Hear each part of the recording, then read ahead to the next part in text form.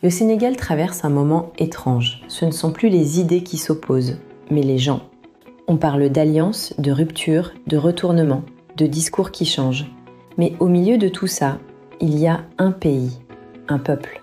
Et une question s'impose. Dans cette dualité politique, qui gagne vraiment ? Depuis 2021, le pays traverse crise après crise. Émeutes, violences, arrestations, confusion, tensions institutionnelles. On a espéré une rupture, on a cru à un nouveau départ. On s'est dit, cette fois peut-être. Mais aujourd'hui, malgré les promesses, on retrouve une dynamique qui ressemble étrangement à ce qu'on voulait laisser derrière nous.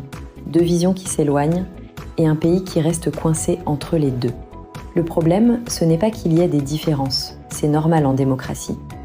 Le problème, c'est quand le débat politique devient un spectacle et que le pays, lui, devient un dommage collatéral. Parce qu'au bout du compte, ce n'est ni un homme, ni un parti, ni une coalition qui perd. C'est le Sénégal, toujours le Sénégal. On aurait pu construire, on aurait pu réparer, on aurait pu avancer sur l'essentiel. Mais à la place, on rejoue les mêmes affrontements, les mêmes logiques de pouvoir. Et ce qui inquiète encore plus, c'est la manière dont les Sénégalais commencent à se diviser entre eux. Ce n'est plus un débat d'idées, c'est devenu personnel, identitaire, émotionnel. On ne discute plus, on attaque, on se méprise, on s'insulte. On s'accuse de trahison simplement pour un avis différent. Et cette fracture-là, elle est dangereuse. Parce qu'un pays peut survivre à une crise politique, mais pas à la haine entre ses citoyens. Parce qu'au fond, peu importe qui gagne une bataille politique, si le pays perd sa stabilité, sa confiance ou son avenir, alors personne n'a gagné. Un État, ce n'est pas une joute. Un peuple, ce n'est pas un pion.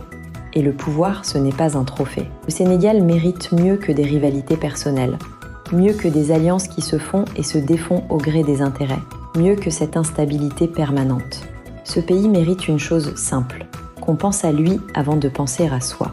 Et il est peut-être temps de dire, sans colère et sans parti pris, stop. Le Sénégal ne peut plus perdre. Il ne peut plus recommencer à chaque fois. Il ne peut plus attendre que deux personnes s'entendent pour avancer. Il est temps que, pour une fois, la seule chose qui gagne soit le pays.